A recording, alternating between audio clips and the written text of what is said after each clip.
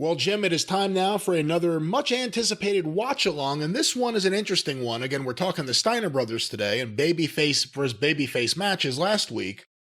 From Superbrawl 1, May 19th, 1991, St. Petersburg, Florida, the World Tag Team Champions of WCW and the IWGP Tag Team Champions, the Steiner brothers, versus Sting and Lex Luger. And just to set this up in perspective, Jim, this is a few months after you had left, or actually I guess 6 months after you had left WCW, and Dusty Rhodes had just returned as the booker 4 months before this. And the Steiners had defeated the Midnight Express for the U.S. Tag Team title in August 1990 at the Meadowlands in New Jersey. And they were the U.S. Tag Team champions. Then they were also making shots, as you mentioned, in Japan, and they were the IWGP Tag Team champions for New Japan. And then they beat the Freebirds, the great value, dollar store Freebirds, for the World Tag Team title shortly before this, and it vacated the U.S. Tag Team belts because they had too many damn titles. And this is the Tag Team title match on Superbrawl here underneath the legendary and completely non-drawing Ric Flair versus Tatsumi Fujinami match for the world title, because they were putting a lot of stock in that New Japan relationship, which would, how long was it before that went to hell over all of the various stupid wrestling business practices that TBS was doing at that point in time? They actually were able to maintain a really good relationship with New Japan going forward. New Japan relationship happened as a result of them blowing it with the All Japan relationship when Giant Baba, who took things very seriously, was upset that, I guess, a capture led to a match not taking place. Kidnapping. But anyway, we've talked about that. But the point is, so now it's New Japan, and yes, they did go for a while because that's where Bischoff stole the idea for the invasion. But nevertheless, I have not seen this match that we're about to watch since it actually happened. That's at the point where I was setting up Smoky Mountain Wrestling. I was still keeping an eye on WCW and their events because there were numerous talents that I wanted from WCW for Smoky Mountain Wrestling that I knew I was at some point probably going to be able to get. Tracy Smothers was in the opening match on this pay-per-view. And there were others, so I was keeping an eye on it. But once I watched it, we weren't on it, so I didn't watch it again. So this is going to be interesting for me, too, after 31 years. Well, a few notes. Of course, when you and I watch it here, we're going to have the sound down. But if you're watching at home, you can have the sound up a little bit and hear some of the crowd noise. The crowd is so into this match. It's a really cool match to hear the crowd for. Jim, and Dusty is on color here, is he not? It is Dusty and Jim Ross, and I want to say for everyone who thinks Jim Ross is the greatest because of the Attitude Era, go back and watch a match like this, because this is when Jim Ross treated it like he was covering a big sporting event, and it's amazing. This is the best Jim Ross. Not necessarily this match, but this period, 86 to 92, that's the best Jim Ross stuff. Yeah, he was to wrestling what John Madden was to football or Howard Cosell was to boxing. He was the recognized sports voice rather than a salesman or a shill or whatever, and he called it like a sporting event, as you said, and that's why he got over. And then later on, the Attitude Era, he could throw the showbiz in because he already had the credibility with the fans as an announcer of legitimate shit, if that makes any sense to people now these days.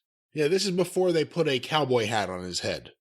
He was just on top of his game here. Dusty's on commentary. Dusty's the booker. The card, Jim, in St. Petersburg. I'm almost glad, because if I'd have known at the end of October that Dusty would be back as booker by January, we might not have walked out. And then, actually, I think most of the rest of my life would have been fucked up. Because we'd have still been there waiting for Dusty to have any pull, and he didn't have the pull either over the TBS executives, and I wouldn't have done Smoky Mountain or a lot of other things I wanted to do. Look at it another way. If you had hung on, maybe you would have had a problem being on this card. Let's quickly just go over the lineup this night, Jim, because you had to sit through a lot to get to the good stuff. Not televised, the opening match, the mighty Thor defeated El Cubano. Wait a minute, who was Thor? I'm not sure. Was that Kevin Kelly Nails? I'm not sure. I'm sure one of my Florida friends will be able to let me know, but I'm not sure. Match 2 for the U.S. Tag Team titles. The Fabulous Freebirds of Hayes and Garvin defeated the Young Pistols, Tracy Smothers and Steve Armstrong. Match 3, Dan Spivey defeated Ricky Morton, 3 minutes, 11 seconds. God, what an insult. Match 4, the returning Nikita Koloff defeated Tommy Rich, 4 minutes and 27 seconds. Match 5, Dustin Rhodes defeated Terrence Taylor with Alexandra York and Mr. Hughes. That was 8 minutes and 5 seconds. And then in a grudge match, Big Josh defeated Black Bart in 3 minutes and 46 seconds. Oh, my God. Yeah, remember, Ole had been there for a while at that point, and there were still some of Ole's holdovers still there. Well, Ole does not get the blame for this next one. In his debut, I believe it's his debut, Oz, with the Great Wizard, defeated Tim Parker in 26 seconds. Remember, and the Wizard was Kevin Sullivan, right? That's right. And that's Herd was still there, and they had the Turner Classic Movie fucking library, and they wanted tie-ins. Oz. Barry Windham defeated Brian Pillman in a taped fist match, 6 minutes, 8 seconds. And then, I remember this one, in a stretcher match, El Gigante defeated Sid Vicious. Oh my God! That's the one where Sid just sat down on the stretcher and stretched out so they could wheel him to the back and then got up and walked off of it. Walked off. And He's walked right into the WWF.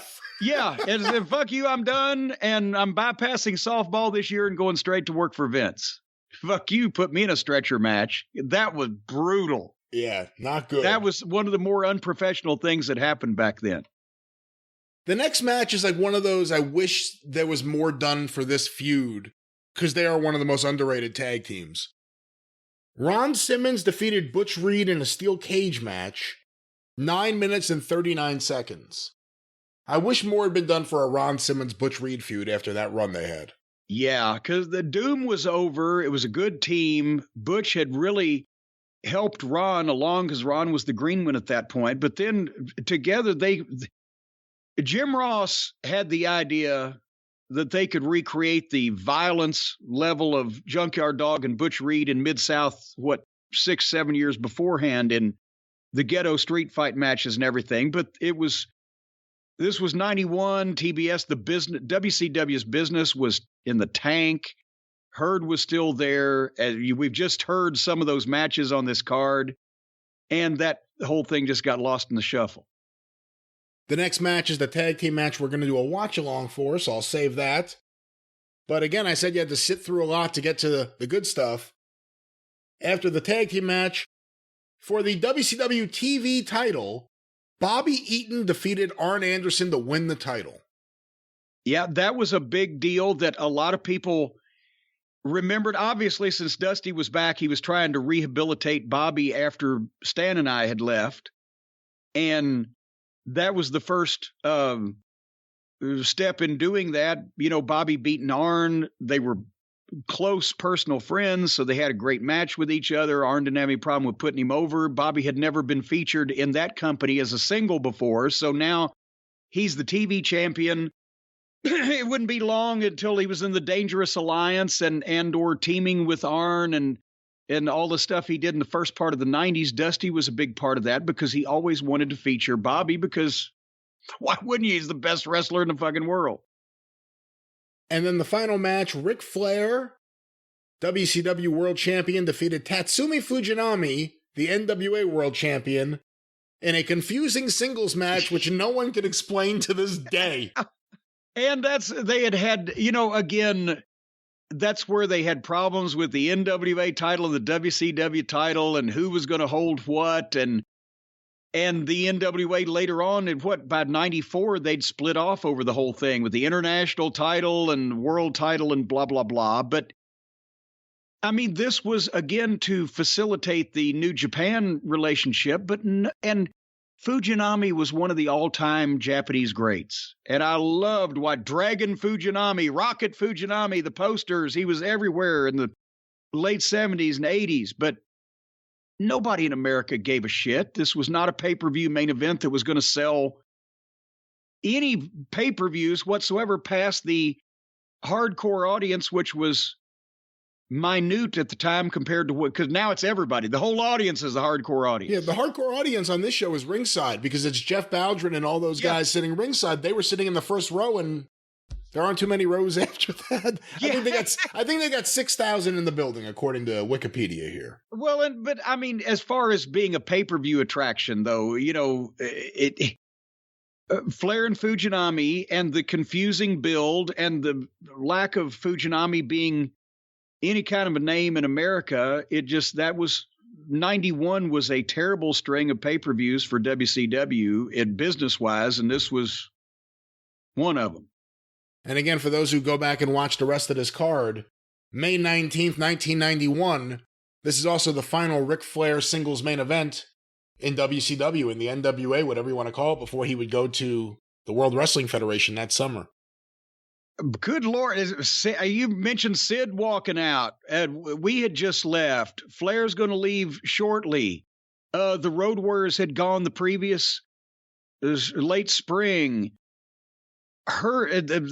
We've talked about the Horseman, you know, attempted reunion with Tully and Arn, and he fucked Tully. Terry Funk, Rick Steamboat. I mean, there's so many people that were there and gone. He had, by the time that he quit, about a year after this, or maybe not even. He had run off almost every piece of talent that meant anything to the WCW audience. They just didn't want to be around him. Anyway. Well, we got one match out of this. Well, that's actually part of the story here. The talent he didn't run off, the talent he took care of in a lot of ways during these years, were Sting, Lex Luger, and the Steiner brothers, who a lot of people thought were the future of WCW, maybe even the future of wrestling. And that's kind of how it sets up this match.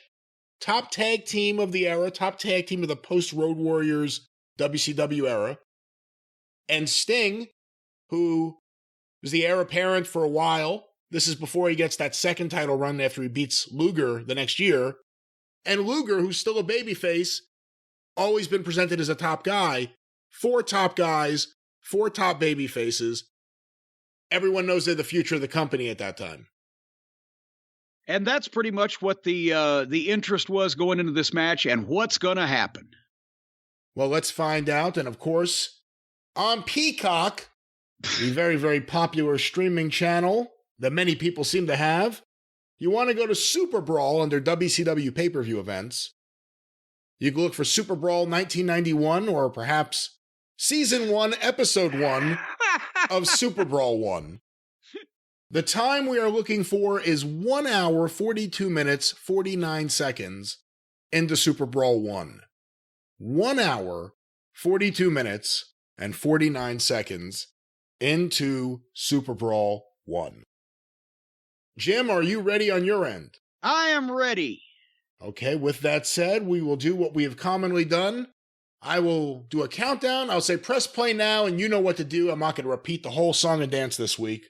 The W of now is when we hit play. That's right, the ow of now, as we say it here. 142.49 in 5, 4, 3, 2, 1. Press play now. And here we are, Superbrawl in St. Petersburg. And there's the beautiful banner and drawing back over the dimly lit arena to show that there's not a lot of people there. I hated that ramp also. Look at the ramp. Try to figure out if you're working around ringside and that giant ramp is on one side, it blocks everything off. You can't run around. You can't do spots. There's some of the action figures, the early 90s action figures. But here comes the aforementioned baby faces of the hour, Lex Luger and Sting. Sting's shit looked great. Luger had a great body. He didn't need to wear robes. And the power. We all hated that shit too when they started doing pyro. It wasn't like Vince's. It's like 4th of July picnic fireworks. It just sting you and get in your eyes. I always hated the crooked WCW at the back of the stage that they had for a few years there. Didn't make any sense to me why that would be the design on it. Pee Wee Anderson, the referee. I keep thinking in some of these crowd shots, we're going to see a future world champion holding one of these goofy fan signs. Yeah, the crooked WCW. It was a little bit off kilter. Rick looks like he's fucking thrilled. And these aren't even game faces. These are sort of like nobody was really happy at this point in time. So they're kind of coming out like, is this going to be all right or not?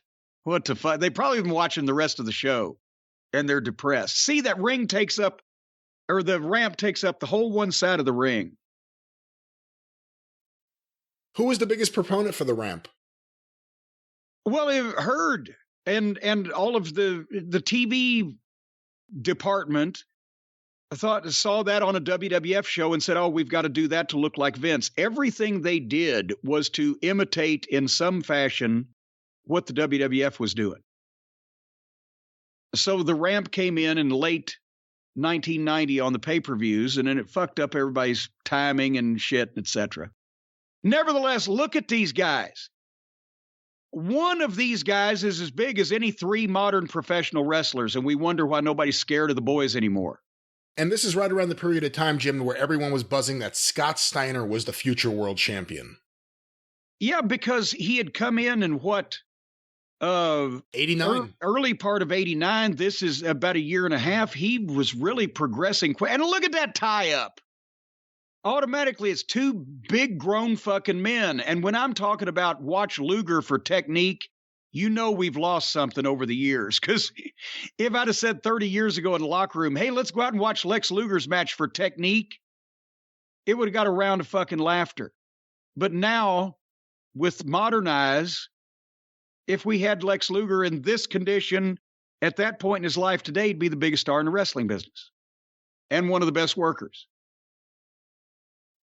And boom, and that was a shitty arm drag because they're trying to have, this may be the first babyface match that the Steiner brothers had.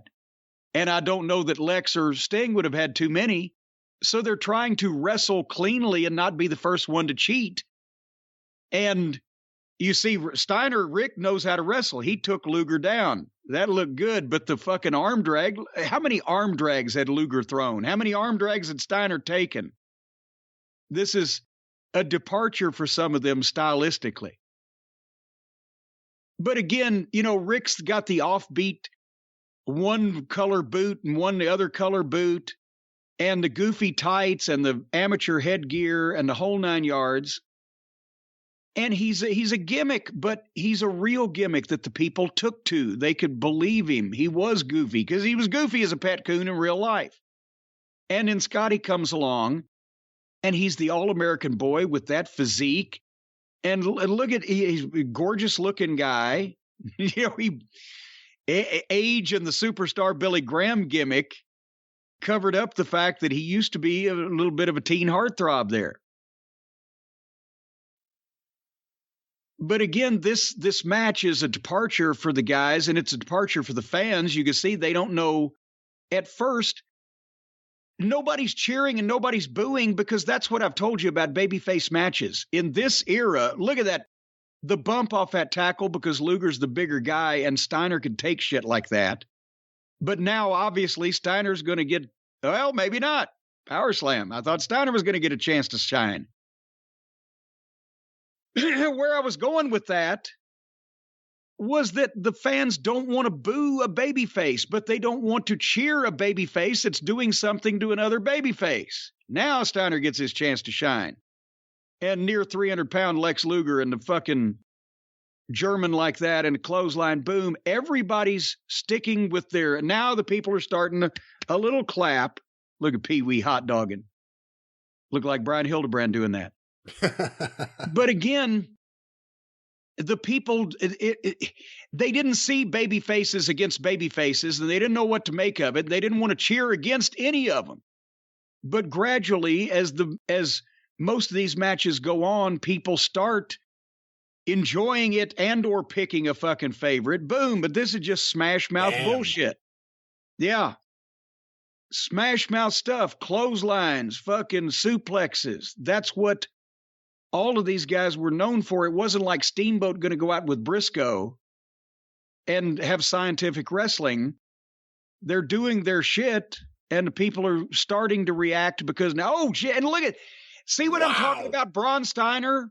Yeah. The way he takes the out of control bumps, Rick did the same thing. And here comes Sting now with a dive that actually made sense. I'll knock this motherfucker out. And he didn't stand there for 3 years waiting on him. But Rick would take those out of control bumps where he was in control, but it didn't look like it. And he was almost invulnerable. Boom, there's Stinger's face plant. And Steiner says, oof, oof, oof, oof, oof. Now we're just getting in a contest of how hard can we hit each other and et cetera, and pop right back up, which might get over today. But Jesus Christ, he almost lost him early. So that's it. With Sting, he was kind of making that up as he went along because he'd never done that before. Going for the Stinger splash, and boom, Steiner moves. Nobody's still cheating. Here we go.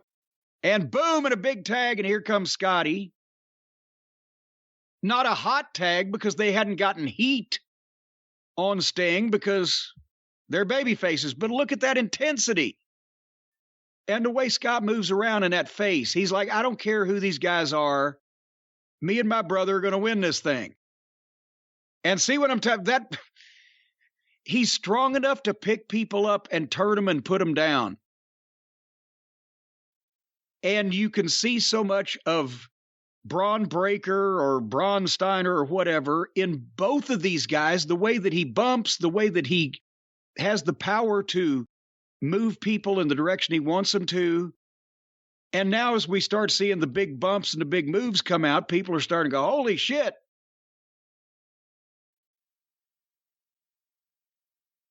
And again, we go ahead. What were you going to say? I was just also going to say, for everyone who complains about Luger, look at how hard he works with his friends. Yes. Well, and remember, he was a good heel when they switched him heel there, and then they switched him back babyface when Sting had got hurt in 90. But then he had another good little heel run, too. He just, his body started wearing down, and the out of the ring stuff started getting to him in the late 90s. Look at a belly-to-belly overhead off the ropes, and again, that was safe because he's strong enough to put you where you need to be. And this is Scotty had been working, he broke in 86 sometime in Michigan, and then went to Memphis, and then came here. So he only had, these fucking guys, they could take those bumps, and they were in such shape, and they were so indestructible. And it was just different than what a lot of other people were doing. That suplex could have been a little flatter package. They went the clump bump. But again. Hey, there's Pete Letterberg. Oh, there he is. I saw him. Drop behind. That wasn't what it was supposed to be, but he's strong enough to make it work. Let's try one again. Here we go. They're working hard. Power slam. Yeah.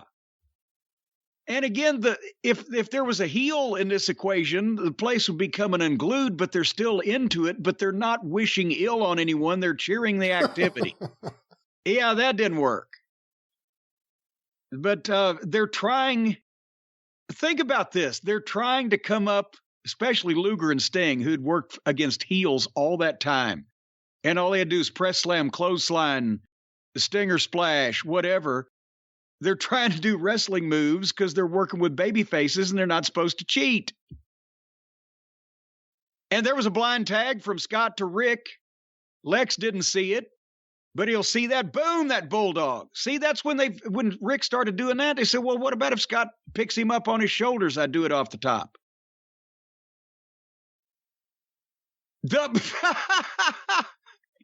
I wish I could go back and watch Pee Wee's reaction to that. And I'm glad that Sting actually got there. But see, there was no tag.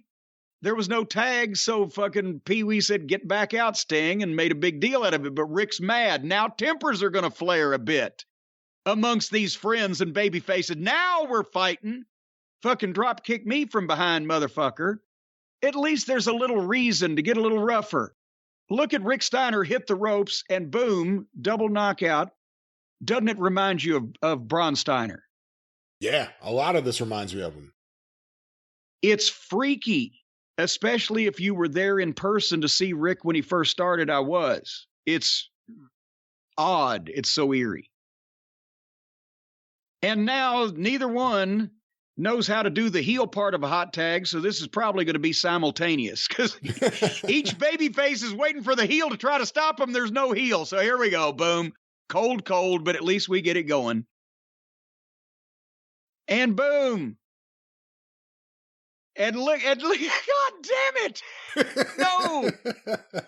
See that they're trying, but this is not their wheelhouse, is this babyface wrestling matches. They've not done it, but at least nobody's getting hurt. Scott was expecting an uppercut and got a gut shot there. Fuck you, no backdrop. And obviously they're calling this as they go because that's what we did back then. And also neither one of these guys was going to remember all this shit ahead of time. But that was honestly impressive and not something that I would have let Sting do. Is that the only time you've ever seen him do a tombstone? That's the only time I remember it. Yeah. And with Scotty at 260 or 70 and Sting at 230 or 40, I'm not sure I would have done that. Anyway, here we go.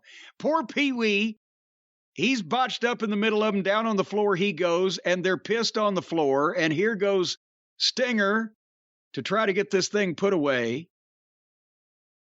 And again, nobody has tried to injure anybody. Nobody's tried to hurt anybody. Nobody's tried to end anybody's career because they're wrestlers and they're athletes, but they're not heels.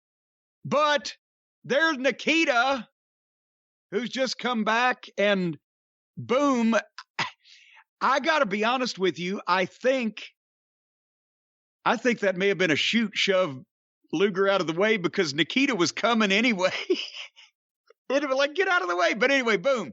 That's how you get out of it. The returning heel that's going to be programmed with Sting knocks Sting out with his chain because there's been ill will amongst them in the past. And the Steiners retain even though they had nothing to do with it. And the reason I say I think they may have said, get the fuck out of the way, Lex, is because he didn't know Nikita was coming. I think it was part of the story that he was going after Luger because of their history, and that's how Sting got mixed up with Nikita all of a sudden. Oh, yeah, well, Sting had history with Nikita, too. And by the way, good job, Doug Dillinger. Standing there doing nothing. There's Jackie Crockett's the cameraman over on the other side in the shorts. Right behind them all. But anyway, see now, tempers flared. There's Tony, what he used to look like. Tempers flared. But and there goes Sting after Nikita. In the end, the baby faces are all together wondering what happened, and we wanted to win this thing honestly. And now, boom, and now here comes Sting and Nikita in the back. And you were right. He was going after Luger from behind, and they shoved Luger out of the way, but he got Sting anyway. And this, golly, I bet you it had been probably 6 months since we had seen two guys fight out in the back of the fucking arena and out into the parking lot, which is why that everybody remembered this happened, and they played it back on TV the next week, and everybody was all verklempt over this shocking occurrence because they never saw this shit happen like that. I think we're pausing now, right? Oh, you can keep playing if you want. I'm having a good time. There's Dusty and Jim Ross at ringside. But again, think about it. How often did you, twice a year, did you see somebody fight in a parking lot on one of the shows? And you remembered it. It didn't happen too often. Even WCW, which kind of hot-shotted it for a brief time, you remembered every time it happened, like the Cactus Jack versus Van Hammer. Heavy metal Van Hammer match. Like, I remember that one. But yeah, the next match on the show is Arn versus Bobby. Well, we'll have to come back and do it on another program. All right, that's a commitment. Well, let's do it then. All right. After next weekend, after Action Figure Armageddon and WrestleMania comes along for the ride, then we'll do Bobby and Arn for the TV title.